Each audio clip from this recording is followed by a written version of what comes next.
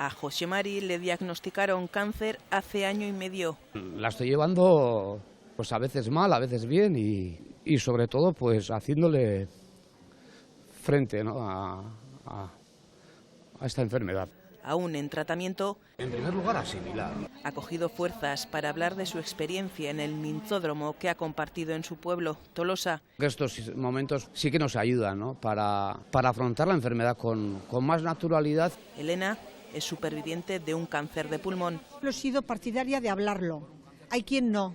Yo sí lo he contado siempre. Te desahogas. Junto a personas que han sufrido la enfermedad, tanto pacientes como familiares, profesionales, voluntarios y vecinos han creado un espacio para la reflexión. ¿Cómo podría ser un poco más suave? Aunque duro es de todas formas. Reflexiones compartidas con las que la asociación AFC en Guipúzcoa busca visualizar los retos del futuro.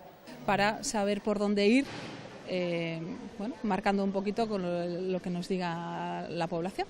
Además de aquí en Tolosa, la iniciativa también se ha llevado a cabo en Eibar. Por la tarde, la cita es en la capital guipuzcoana. Más de 100 personas se reunirán en el Kursaal Donostiarra para socializar la enfermedad en este Día Mundial contra el Cáncer.